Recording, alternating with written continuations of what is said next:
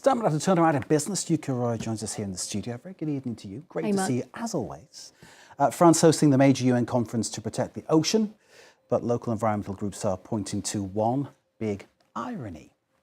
Well, Mark, some NGOs denounced the fact that shipping giant CMA CGM was sponsoring the event, accusing the company of being one of the biggest polluters of the ocean. The maritime transport industry has been growing significantly, with the global container fleet expanding by nearly 9% over the past year.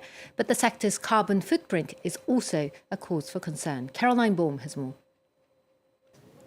World leaders and activists flocked to Nice this week for the UN's latest ocean conference.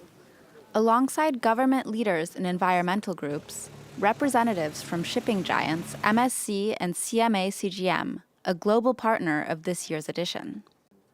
As global partners of the UNOC3, the CMA-CGM group will mobilize its logistics, environmental, and maritime expertise through several major speaking engagements and concrete initiatives during the summit and its side events, covering topics such as scientific knowledge and the blue economy. But the maritime shipping industry has a complicated relationship with environmental groups. And the conference's partnership with what many consider a heavy polluter is already coming under scrutiny. The maritime transport sector alone accounts for 3% of global CO2 emissions, driven in large part by shipping vessels that run on heavy fuel oil, which is cheaper and more polluting than other fuels.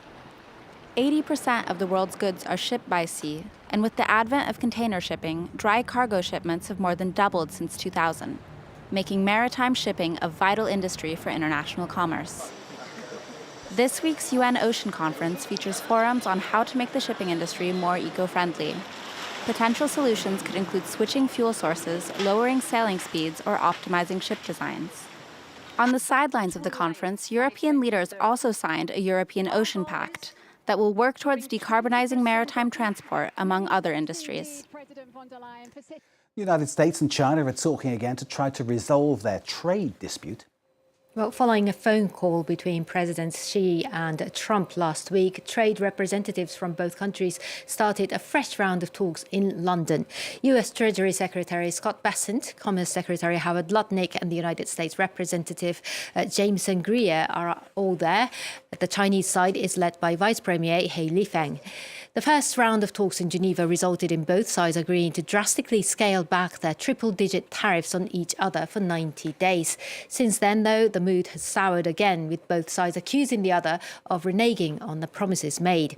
The talks come as new data out on Monday showed Chinese exports to the US plunged 34.5% in May, the sharpest drop since the early days of COVID, having already fallen 21% in April.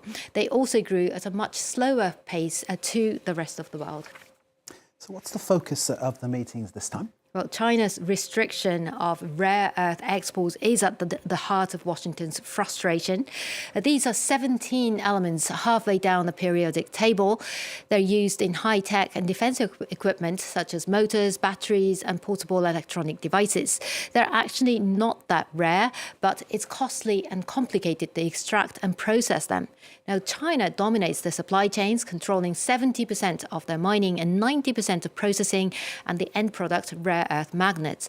And Beijing has repeatedly used this dominance for economic leverage. In 2010, for example, it dealt a devastating blow to Japan's high-tech industry when it suspended exports of rare earths over a fishing and territorial dispute. In 2023, it consolidated its near monopoly by imposing tight restrictions on exporting rare earth processing technologies. And in April of this year, it imposed export restrictions on 7 strategically chosen elements, forcing all exporters to apply for licenses. Over the last few days, though, Beijing has said that it's beginning to relax those export curbs. Let's then take a quick check on the markets. Well, US stocks are rising mildly as traders await details of the new round of US-China talks. The S&P 500 is staying above 6,000 points. The Nasdaq is currently up by about 1/3%.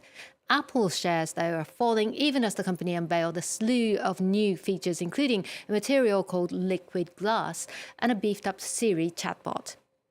Warner Brothers Discovery is having a volatile day in the market. Its shares are currently down by around 3% after jumping as much as 7% at the start of trading.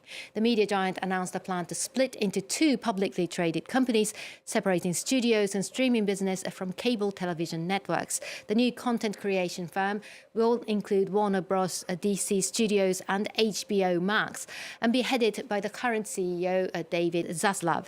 The networks unit will house CNN, TNT Sports and Bleacher Report and hold most of the company's debt.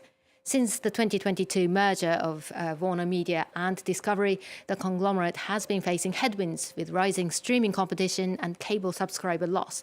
The split is expected to be completed in about a year's time. And that's it from the business desk. We operate in a cutthroat world of television, don't we? Yuka, thank you very much indeed.